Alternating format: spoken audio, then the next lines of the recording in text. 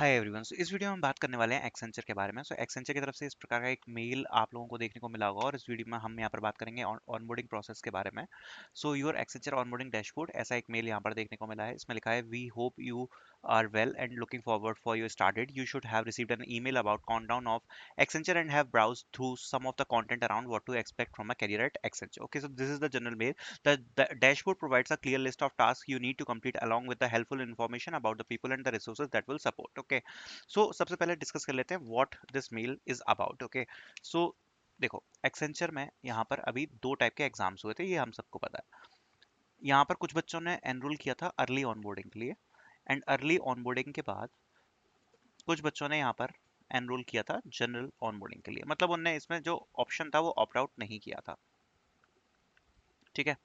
अब यहाँ पर क्या हुआ कि अर्ली ऑनबोर्डिंग के जिन बच्चों ने टेस्ट दिए थे, असेसमेंट दिए थे, उनके रिजल्ट के बेसिस पर अब यहाँ पर पता पड़ेगा कि ऑनबोर्डिंग यहाँ पर उनकी अर्ली ऑनबोर्डिंग होगी या नहीं होगी. अगर वो उस टेस्ट को पास कर लेते हैं तो एक्सेंचर की तरफ से वो जो ट्रेनिंग्स हैं वो नहीं दी जाएंगी और जो डायरेक्ट ज्वाइनिंग होती है वो यहाँ पर देखने को मिलेगी. अब यहाँ पर जो दूसरा ऑप्शन है वो है ऑप्ट आउट वाले बच्चे, जिन्होंने यहाँ पर अर्ली ऑनबोर्डिंग के लिए ऑप्ट इन नहीं किया था, ऑप्ट आउट रहे थे, तो उनके लिए यहाँ पर होती है जनरल ऑनबोर्डिंग. ठीक है. अब यहाँ पर एक चीज को यहाँ पर समझ लेते हैं, जो सबसे बड़ा कंफ्यूजन चल रहा है कि जिन बच्चों ने अर्ली ऑन बोर्ड के लिए यहाँ पर एनरोल किया था तो उनका असेसमेंट हुआ. असेसमेंट के बाद काफी सारे बच्चे ऐसे हैं जो they are waiting for the onboardings, but उनमें से बहुत सारे बच्चे हैं जिनको ऑन बोर्डिंग के मेल्स जो हैं वो नहीं आए. ठीक है. एंड जिनने ऑप्ट आउट किया था उसमें से काफी सारे बच्चों को मेल्स आ गए. सबसे पहले तो यहाँ पर एक चीज यहाँ पर एक क्लियर होनी चाहिए कि अगर आप अर्ली ऑनबोर्डिंग को क्लियर कर रहे हो तो यहाँ पर आपको अर्ली ऑनबोर्डिंग डेफिनेटली मिलेगी फॉर श्योर. ठीक है. अगर आप फेल हो रहे हो तो आप जाओगे यहाँ पर जनरल ऑनबोर्डिंग की तरफ, इस साइड पर. ठीक है. बट यहाँ पर सिचुएशन थोड़ी सी बदलती है, बिकॉज अगर आप ऑप्ट आउट हो, ठीक है, अगर आप ऑप्ट आउट हो ऑनबोर्डिंग से, तो ऑप्ट आउट होने के बाद अगर आप जनरल ऑनबोर्डिंग में चल रहे हो तो यहाँ पर कुछ गारंटी नहीं है कि जो ऑनबोर्डिंग है वो कितने टाइम में मिलेगी. हो सकता है कि आपकी ऑनबोर्डिंग एक सप्ताह यानी कि 7 दिन के अंदर हो जाए, या हो सकता है कि आपकी जो ऑनबोर्डिंग है उसको होने में 1 साल तक का भी जो वक्त है वो लग सकता है. तो यहाँ पर ये एक जो प्रॉब्लम है वो फेस करने को मिलती है. जो अर्ली ऑनबोर्डिंग है अगर आप उसको क्लियर करते हो तो यहाँ पर एक फॉर श्योर आपका हो जाएगा कि आपको कंपनी के अंदर जो ऑनबोर्डिंग्स हैं वो मिल जाएंगी. ठीक है. अब यहाँ पर बात कर लेते हैं ट्रेनिंग्स, डैशबोर्ड एंड बाकी सब चीजों के बारे में. इतनी चीज आई होप आप लोगों को क्लियर होगी. ठीक. देखो, सबसे पहले यहाँ पर जैसा कि एक्सेंचर की तरफ से बताया गया है कि यहाँ पर जो जनरल ऑनबोर्डिंग है उसमें यहाँ पर होगी ट्रेनिंग्स जिसको बोलते हैं प्राइमर्स. अब ये प्राइमर्स है क्या? प्राइमर्स है बेसिकली फाउंडेशनल ट्रेनिंग, जिसमें फाउंडेशन की जो ट्रेनिंग्स हैं वो आपको दी जाएंगी. ठीक है. अब इसके अलावा जो सेकंड ट्रेनिंग है जो कि एक्सेंचर की तरफ से दी जाएगी, दैट इज स्ट्रीम ट्रेनिंग. ठीक है. And that stream training is basically allocation of the business unit, जिस पर्टिकुलर स्ट्रीम पर आप लोगों को ट्रेनिंग दी जाएगी.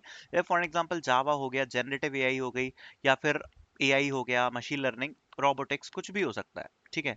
अब ये जो ट्रेनिंग्स हैं ये आपको स्ट्रीम ट्रेनिंग के अंदर दी जाएगी, और फाउंडेशन ट्रेनिंग जनरल ट्रेनिंग होती है जो सारे बच्चों की सेम ट्रेनिंग यहाँ पर दी जाती है. ये जो फाउंडेशन ट्रेनिंग है ये होगी 2 से 3 वीक्स की. जो स्ट्रीम ट्रेनिंग है वो आपकी 8 से लेकर 10 वीक्स तक की भी हो सकती है.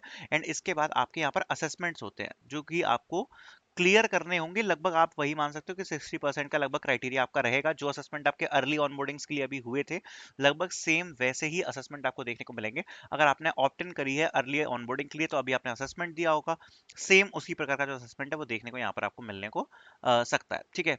अब इसके बाद जब आप इसको क्लियर कर लेते हो तो भी फिक्स नहीं रहता कि आपको ऑनबोर्डिंग आ ही जाएगी. जो ऑनबोर्डिंग है वो आपकी ट्रेनिंग्स के बीच में भी आ सकती है depending upon the business requirement, और जो आपकी ऑनबोर्डिंग है वो यहाँ पर आफ्टर कंप्लीटिंग जो ट्रेनिंग्स हैं वो भी आ सकती है. इस बीच को याद रखना, ये जो ऑनबोर्डिंग है इसका इस ट्रेनिंग से भी कुछ ज्यादा खास लेना देना नहीं है. अगर आपकी ये ट्रेनिंग कंप्लीट हो गई, हो सकता है उसके बाद भी आपको ऑनबोर्डिंग ना आए काफी वक्त के लिए. ठीक है. या हो सकता है इस ट्रेनिंग के बीच में भी आपको ऑनबोर्डिंग आ जाए, कुछ भी पॉसिबल है डिपेंडिंग अपॉन द रिक्वायरमेंट. जैसे काफी बच्चों ने अभी ऑप्ट आउट किया था अर्ली ऑनबोर्डिंग के लिए, बट उनको ऑनबोर्डिंग आ गई है. ठीक है. तो ये चीज यहाँ पर क्लियर होनी चाहिए. दूसरी बात, जितने भी बच्चे यहाँ पर वेट कर रहे हैं फॉर रिजल्ट्स, अब यहाँ पर एक्सेंचर की तरफ से रिजल्ट्स नहीं आएंगे. आप लोग रिजेक्टेड हो if you are waiting for the results. तीसरी चीज, थर्ड फेज के लिए जो बच्चे वेट कर रहे हैं, मोस्ट प्रोबेबली अब जो थर्ड फेज है वो भी शायद नहीं आएगा. ये चीज भी हम यहाँ पर लगभग क्लियर मान सकते हैं क्योंकि बहुत सारा टाइम हो चुका है। And if you are waiting for the onboarding, तो देखो अगेन मैंने बताया आपको दो सिचुएशन है। अगर आपकी अर्ली ऑनबोर्डिंग आप अगर आप क्लियर करते हो तो फॉर श्योर आपको ऑनबोर्डिंग मिल जाएगी, ठीक है। बट अगर आप जनरल ऑनबोर्डिंग में जा रहे हो तो एक्सेंचर की तरफ से जो टाइम दिया गया है वो है 10 weeks, but it can take up to 1 year. So it totally depends upon the business requirement, whatever the business requirement is. Okay, so I hope this is clear. And ये जो मेल है वो है यहाँ पर related to the dashboard. इस dashboard पे आप अपनी सारी एक्टिविटीज को ट्रैक कर पाओगे and you can see your start date, your activities, your training, your content, your material. Okay, thank you so much for watching. If you have any update you can comment out. Thank you so much.